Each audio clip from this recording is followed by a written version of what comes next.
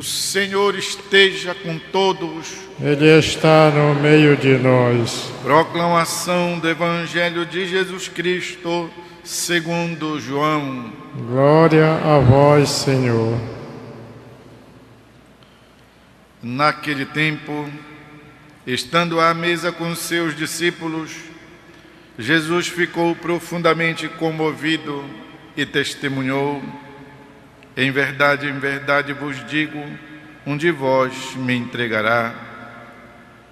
Desconcertados, os discípulos olhavam uns para os outros, pois não sabiam de quem Jesus estava falando.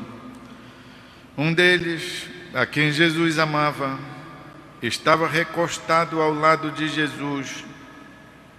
Simão Pedro fez-lhe um sinal para que ele procurasse saber de quem Jesus estava falando. Então o discípulo, reclinando-se sobre o peito de Jesus, perguntou-lhe: Senhor, quem é? Jesus respondeu: é aquele a quem eu der o pedaço de pão passado no molho. Então Jesus molhou um pedaço de pão e deu a Judas, o filho de Simão Iscariotes. Depois do pedaço de pão, Satanás entrou em Judas. Então Jesus lhe disse: o que tens a fazer, executa-o depressa. Nenhum dos presentes compreendeu porque Jesus lhe disse isso. Como Judas guardava a bolsa, alguns pensavam que Jesus lhe queria dizer: compra o que precisamos para a ceia, ou que desse alguma coisa aos pobres. Depois de receber o pedaço de pão, Judas saiu imediatamente. Era noite. Depois que Judas saiu, disse Jesus: agora foi glorificado o Filho do Homem, e Deus foi glorificado nele. Se Deus foi glorificado nele, também Deus o glorificará em si mesmo e o glorificará logo. Filhinhos, por pouco tempo estou ainda convosco. Vós me procurareis, e agora vos digo, como eu disse também aos judeus: para onde eu vou, vós não podeis ir. Simão Pedro perguntou: Senhor, para onde vais? Jesus respondeu-lhe: para onde eu vou, tu não me podes seguir agora, mas me seguirás mais tarde. Pedro disse: Senhor, por que não te posso seguir agora? Eu darei a minha vida por ti. Respondeu Jesus: darás a tua vida por mim? Em verdade te digo, o galo não cantará antes que me tenhas negado 3 vezes. É palavra da salvação. Glória a vós, Senhor. Queridos irmãos e irmãs presentes aqui no Santuário da Rainha da Amazônia, queridos irmãos e irmãs que acompanham nossa transmissão pela Rádio do Santuário, Basílica de Nazaré, e pela Rede Nazaré de televisão. Estamos em pleno tempo quaresmal, tendo já iniciado a Semana Santa, aonde nós aos poucos vamos sendo conduzidos mais próximos a Jesus, no momento culminante da sua existência. De fato, Jesus dirá: o que é que eu falo? Pai, livra-me desta hora? Não, mas foi para isto que eu vim.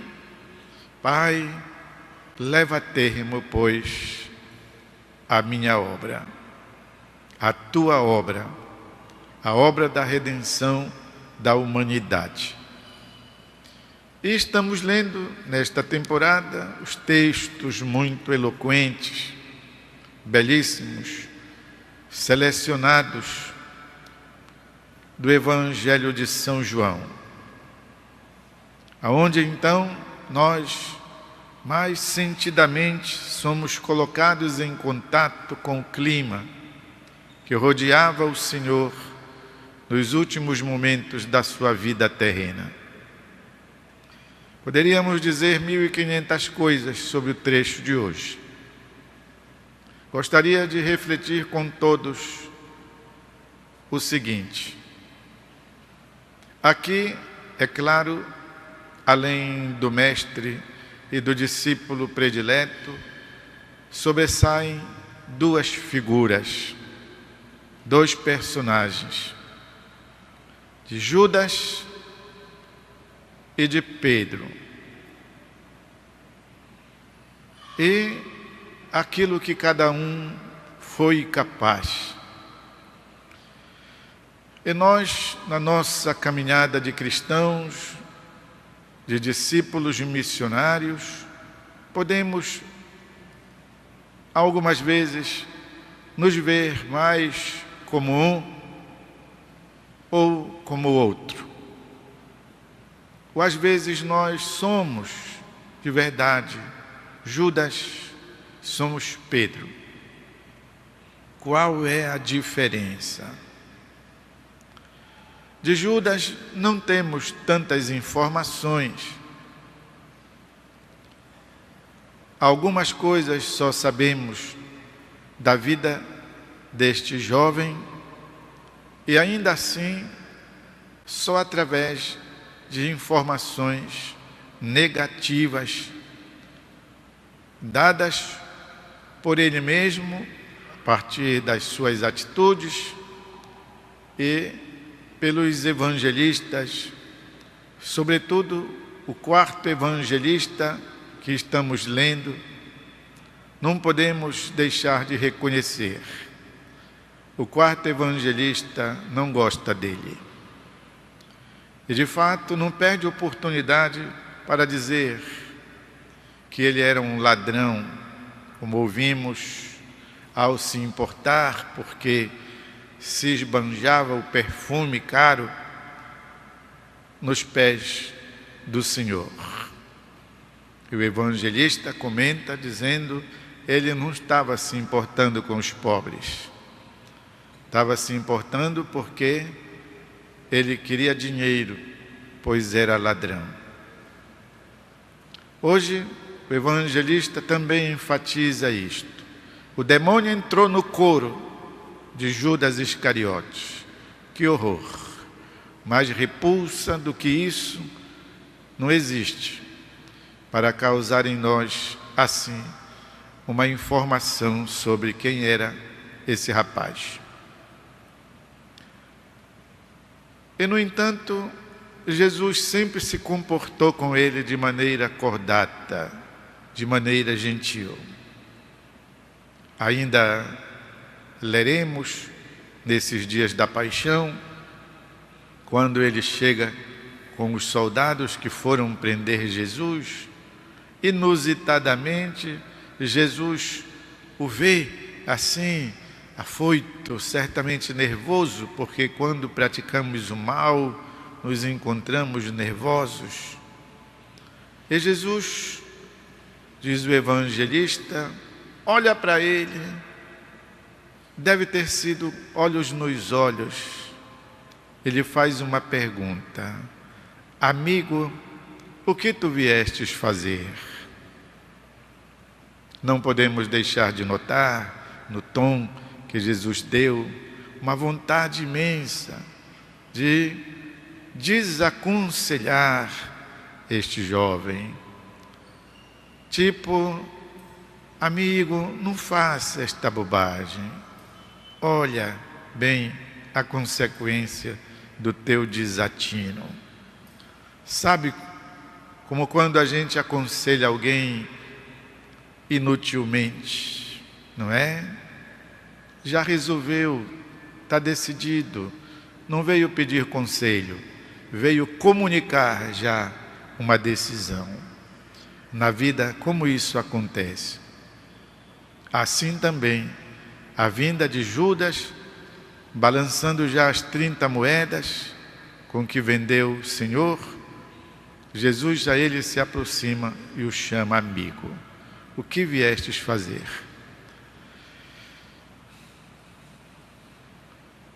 E o que é interessante, depois, no momento de lucidez, quando ele se dá conta do que praticara, qual é, uma vez mais, o comportamento deste jovem? Ele sai na escuridão, diz o evangelista São João.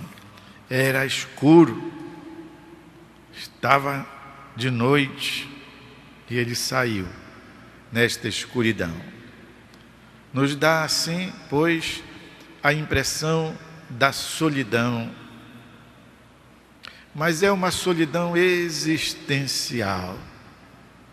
Definitivamente, aquele rapaz está só.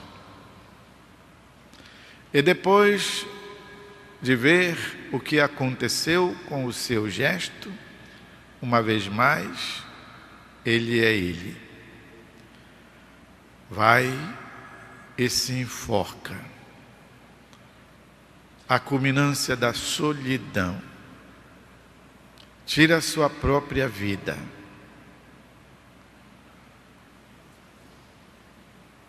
Vamos analisar o outro personagem, Pedro. Pedro também é um tipo impulsivo. Todos nós temos nossas impulsividades. Vamos lembrar que lá, quando vão prender Jesus, ele puxa o seu punhal e atora a orelha do servo do centurião. Então Jesus lhe pergunta: olha, não faz isso. Por que você fez isso?